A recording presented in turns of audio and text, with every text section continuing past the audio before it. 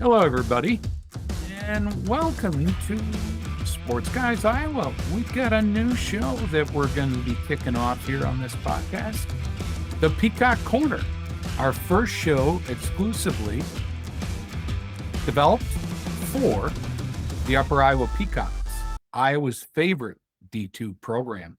And we've got our co-hosts on for the show. We're going to be helping us lead it all through this year, football, basketball, various sports. We got Mike Schrock and Warren Reyerson. Welcome, guys. Thanks for having us, John. Yep. Thank you. And they're both play-by-play guys for the university today.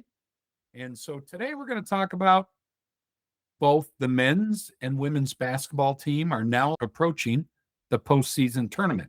What today's program is going to be devoted to men's and women's basketball. And why don't we just dive right in? Mike, why don't we start with you? Give us your thoughts on how the season ended for either group, and then we'll just go back and forth. Yeah, so my thoughts are, boy, thank God we made it. Both teams started out really well this year in the conference and just kind of ran into some roadblocks, if you will, some struggles along the way. But fortunately enough for both teams, they did enough early on to accumulate the points because the GLVC goes by a point rating system, did enough early on and did enough late to hold on. And I believe the men will be seeded number 7 out of 8. And the women just made it in with the number 8 seed for this coming Thursday.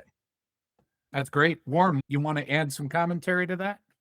Well, the men were selected to finish 11th in the GLVC, and they wound up with the 7 seeds. I guess by any measure, you might be able to say that they overachieved this season, although it's a bumpy ride along the way, and we'll unpack that here in this show. As far as the women goes, I think they were selected. Mike, you can let me know if I'm off on this. I think they were picked 8th, so they fell right into place, right about where they needed to be. They had a bumpy ride at the end, lost 4 out of 5 to close it out, but they're in. They got UMSL here in the first round. We'll see what they can do against them. But we got 2 teams going down to St. Louis here this week, and neither of us mind that at all. That's awesome. And I think there was some changes from Brooks McCowan moving down to Missouri, who was the longtime coach of the men's program, and Coach Casper Bauer taking over. I think, like you said, the men overachieved because they really had to rebuild the roster very quickly this year. They did, and they were a whole mess of guys. Their top scorers, a lot of the guys leaked out, went down to Missouri, followed Brooks down there, but Casey put together a really good team. Not a lot of aircraft carriers on the team, not a ton of length, but a lot of good guard play. And Cale Reister from Hawkeye, Iowa, one town over from Fayette, had a really good freshman season. I'm hoping he has a really good week down in St. Louis here because I think he's, in my mind, one of the keys here for the week. Yeah, and when Coach Casper Bauer came in, it was I don't want to say it was too late, but it was a late move by Brooks to take the job down at Mo West. So Coach Casper Bauer actually came in, hit the ground running. He had recruits on campus right away. The first one being Trey Lewis, and we'll talk a little bit more about him later in the program. But like Warren said, we're really guard heavy, and that kind of is really the way that Casey likes to play. He loves the full court defense. He loves the fast-paced style. He likes to put up a lot of shots and a lot of threes, which is a little different. Brooks likes to score a lot of points and beat you that way. Casey wants to score a lot of points and maybe play a little tougher defense. It's been enjoyable. I think if I were in the position to evaluate Coach Casper Bauer on his first year, like Warren said, we were picked to be 11th in the conference. We're in the tournament as a number 7 seed. I think we surprised a lot of people, but just a lot of the stuff that I've been able to see from Coach Casper Bauer from really the next chair over from my broadcasting spot has just been incredible. I could go on about Casper Bauer, but I'll say this about him. He is one of the most studious young coaches that I've been around in a long time. His knowledge of the game, and I would go ahead and throw that to his assistant coaches as well, but his knowledge of the game has really been phenomenal, especially for the young kids that he has in our program right now. He's 32 years of age, and I think, John, you and I have ties that are in Casey Casper Bauer, he's still there. And I was amazed at how buttoned up he was right out of the chute and got him off to a fast start and then kept everything together during a really wobbly January and February when they were trying to figure some stuff out, having a little bit of trouble finding the bottom of the net. And here they are. They're heading down to St. Louis, and I think they got a chance to play a couple of games this week.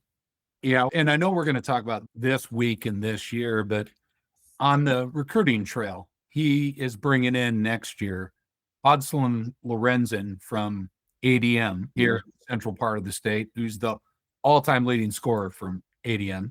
His dad, Todd, is also the coach of Graceland University. And he's bringing in LED from Baxter, who is the state's leading scorer in all classes. So he's got some top-level recruits. He's keeping talent in the state. It looks like both have declared for Iowa, and I think that bodes well for the future. It's kind of cool because you think about it, when they moved from the Northern Sun Conference down to the Great Lakes Valley Conference, the geographic footprint of the area where they compete in has now shifted southward. Now you're starting to get some of those southern counties get into central Iowa a little bit. It's a little bit more of an attractive option, Fayette might be, for a kid who has some family that might want to go down to Kansas City, see a couple of games, head over to St. Louis, see a couple of games. That everything's shifting a little bit, and it looks like Casey's leaning into that pretty hard. And I want to give a little bit of credit to Brooks McCowan, too, who really has built Upper Iowa's men's basketball program to where it is today. And we all know when you start winning, people start paying attention. And because of what McCowan has built here, and then you throw in a young, energetic coach who I just think the world of, in Casey Kasperbauer, Upper Iowa is becoming a place or a destination to play Division II basketball, especially for our in-state kids. Yeah, I'm a big UNI guy. Got family who played there on that basketball program. Maybe someday he comes back when Coach Jake retires. Yeah. Never say never. Never say never. That would be nice to see, wouldn't it? Would be. So dive into what you guys think about the tournament on the men's side. Okay, start with the men's side. I tell you what, I think I've been saying it all year on air. I think the GLVC conference tournaments are wide open this year. I think the number one goal for each GLVC team was just to make it. It didn't matter what seed, just make it, because they are playing it at the University of Missouri St. Louis this year. Their men, I don't believe, made the tournament. So there's going to be no home court advantage there. It's going to be a neutral floor for everybody, just like it was at Lindenwood when we'd hold the tournament there. I think being on a neutral floor and all these teams being so close, you look at the scores of these games, especially down the stretch, there really isn't a lot of blowouts. There's been a few surprises. Upper Iowa, in this little skid they went on, they were in all of these games until the very end and just weren't able to. Yeah, I always say every once in a while you need a ball to bounce your way or it to go off somebody's foot somewhere. And we just weren't getting those breaks and couldn't win those games because of that. But we were right there. And I think this tournament, again, it's going to be the hot team. And if Upper Iowa can catch a little bit of heat and ride that wave from last Saturday at Lewis, I think we really have a shot. But with that being said, I think the other 7 teams have a legitimate shot in this tournament as well. Mike raises a good point. I think 1 to 11 in the Great Lakes Valley Conference, you really can't tell a whole lot of difference between the two. I think the 2 Kansas City schools look great, and we get one of them here in the opening round. But yeah, I think there's a lot of parity in the league all the way around, especially in the top 10 or 11 teams. And I think that win in Lewis over in Romeoville was a pretty big deal. Gives us a taste of winning, gives us some positive energy going down into St. Louis. It was a really great start for the team. They started off 12-2 and were hitting on all cylinders, and then they lost 8 of their next 12. And I was listening to Mike on the broadcast, and we just really couldn't quite get our head around their inability to finish games on some things because there was a lot of close games inside of 5 points that they just couldn't quite get done. But so they'd lost 8 of their next 12 before heading to Romeoville on Saturday, and they were 81-60 winners there. 15 points for Jack Miller from Jessup, 14 and 11 for Cale Reister from Hawkeye, and then 15, 12, and 8 for Kyle Hernser. And I think all 3 of those guys are going to figure big into the tournament this week. Cold stretch of shooting here throughout January and February. They shot 48% during that 12-2 start, guys, and that's how you win games. They rebounded nearly 40% of their misses, and not a lot of teams do that. And then in the next 12 games, when they lost 8 of those 12 games, they shot only 42% from the floor there and only 31% from 3-point range. That really factored in very much, I think, into that stretch of losing 8 out of 12. But it was a much better showing against Lewis on Saturday. As Mike pointed out, we need a whole lot more of that this week down in St. Louis. Yeah, I think that's great. And I think what Mike was saying, they've got a shot. They've been in a lot of close games. You get on a heater, you're not playing in anybody's gym. You're playing That's on a correct. neutral floor. I think it bodes well for the future. And I think my personal opinion is that Coach Bauer did a really good job. He got in late because Brooks got that job late, did a really good job of building the program up. And he didn't go out and just get a bunch of, as he said on our podcast, a bunch of D1 guys that couldn't make it elsewhere. He's trying to build with in-state talent and doing things the right way. It's a tricky spot to be in where you can come in and blow up the program where you are and start over with your guys. He chose to build this year as a foundation for the future. And I think he's put himself in a good position. Yeah, what he's really done is he's built an incredible culture. Anytime you play 11 guys regularly throughout a game, there has to be trust from the players as well as the coaches. Maybe you're going to get more minutes this game than you would other games. And just that relationship that he has with those players. And I've talked to a few of the players that have said that Coach Kasperbauer is a relationships guy. Like, he wants to know who you are, how you're feeling, talk to him. But with that trust that he has built and that culture that he's bringing in and that foundation that he is building, it's just been phenomenal for the program, not only this year, but I think sets us up for success in the future. I was looking at some early box scores, November, early December, and I saw they were playing 11 or 12 guys. And I'm going, well, holy smokes, that's nice, giving these guys a nice long test drive. When are they going to cut this down to 9 or 10? And Howie Thompson had mentioned, he says, I don't think he's gonna. Yeah, I think he's going to go 10, 11, 12 deep just about every night. And you're right, that does require some trust there. But it's also, you look at it, about every 4 minutes, he's cycling somebody in there. And those guys that are coming off the floor are usually pretty happy for the blow because they're expending great effort on both ends. And that's an element that I thought that he borrowed, or that at least he carried over from the Brooks McCowan era. Maybe a little bit more defensive intensity. I wouldn't say a ton more, but I can count the number of shot clock violations on one hand. They get rid of the ball in a hurry. And I like that pace of play. And those guys, when it's time to sit on the bench and watch for a short spell, they don't mind getting a little break. Hey, it's a fun brand of basketball. It's also a fun brand of basketball for the young men to play. And I think it's great. I think, especially when you're building a program, it builds excitement. So now let's move on to the women's. Coach Moss. Coach Moss he's in his 4th year. 2 years ago, they won their first postseason game ever. So he's had to do a little more building. He didn't have that foundation that Brooks McCowan had built. He's in his 4th year. He's got him as the 8 seed. Why don't you talk about what are the prospects for the women's team next week at the tournament? Jumping off from what you talked about a little bit, John, Moss has come in here and really has cemented Upper Iowa women's basketball to where it is now. And again, I'll go back to the coach before, Nate Oakland, who is now an assistant for Tanya Warren over there at UNI, a great friend of mine. Nate Oakland came in and decided, hey, this place, it needs a culture makeover. And Nate Oakland had a fantastic class that he recruited, changed that culture. A couple of years later, took the job of Tanya Warren. Coach Moss came in and not only continued that culture, but grew it. What I really like about Coach Moss, and again, I could talk about our coaches for hours upon hours, is that Coach Moss is a process-driven guy who is all about development. We see these kids come in as freshmen, and then I see them leave as seniors. And I just can't believe how much better they are through working with him, spending the summers here, so on and so forth. So Moss has done a fantastic job with our women's program. He's got some fabulous kids on the team this year. And to be honest with you, in talking with Coach Moss, I think he would say this as well. I think he feels like they've maybe underachieved this year. They had an early injury to a sophomore, Lindsay Davis from Nottoway Valley. She came back, and then 6 games later, a different injury to the same foot.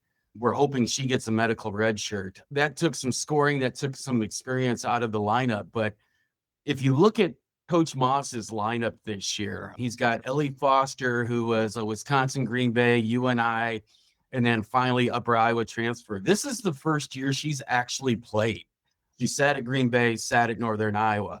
We started a true freshman in Kendall Lodermeyer, which you watch her play and you're like, there's no way she's a freshman. Very strong kid, very good feet. She's got some work to do. And I think by the time she's a senior, she's going to be fantastic. We started another freshman, Josie Foster, Caledonia kid, fantastic, a lot of length on her, very good. I think she's going to be phenomenal as well as she gets older. So there's 3 of our starters right there that have no Upper Iowa experience or no starting experience at the D2 level. Then you had that with Sydney Nelson, our point guard, who started the year prior. And then we've gone with Ava Privet, who has been playing since she's a freshman on and off, but this is the first year that she's really been a focal point. My point being is Coach Moss has taken a team of really inexperience or lack of experience and has elevated to where they're at today. And I think he would have hoped that they would have won some more games. There's some games that the Drury game here at home was a heartbreaker, last second shot. Otherwise, we had them beat, and we've had a few games like that. I think he expected a few more wins this year, but I think it's worth noting the job that he's done with such inexperienced players at this time. I think it started with Oakland, and then Coach Moss pushed it forward to the next level. It really kind of starts with taking every reason or excuse that you can't win in Fayette and chucking them in the wastebasket, clearing your throat and saying it out loud. This is what we want to do.